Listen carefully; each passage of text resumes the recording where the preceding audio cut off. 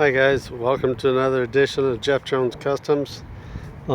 This is the Harbor Freight tubing roller, and I don't use it a lot. I had to move it for another thing I was working on today, so I thought I'd show it to you.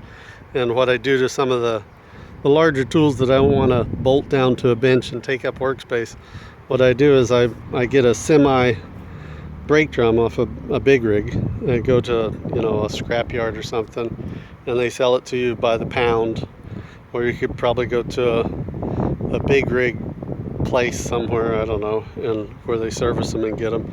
And then on this one, the hole in it was pretty big, so I welded another brake rotor off like a Chevy truck on there, and then a big piece of pipe I got from the same scrap yard, and then welded up a couple of studs to it, and drop the thing on, and voila, there you go. It it's fairly effective. It's super heavy. You can roll them around. I tend to use my two-wheeler, and some people would put wheels on the back of them, I guess, and make it all in one, but it didn't seem to be any time savings for me to mess with factoring wheels and tilt angle and all that. And so I just scoop it up with my two-wheeler, tip it back, and roll it wherever I need to go.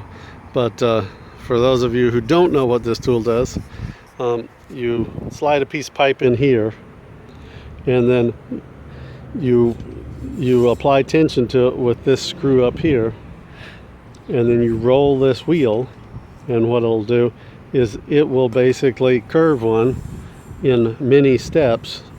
You could complete a full circle with it, and there's various dies for square tubing or round or whatever.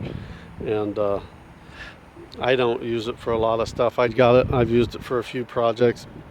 Built a stand for a guy for a NOS bottle, and then my Harbor Freight, or it's actually not Harbor Freight, it's Woodward Fab bead roller. I built a handle for it and a couple other little projects. But anyway, I got it off Craigslist, kind of cheap.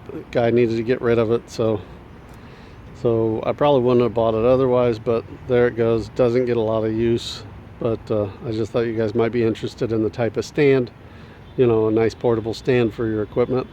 And you could just as easily put a vise on that, or a Beverly shear, or even a shrinker stretcher, a manual one, a hand shrinker stretcher, much shorter one. It wouldn't work too good for a foot operated one, of course, but there you go, guys. Thanks a lot. Bye.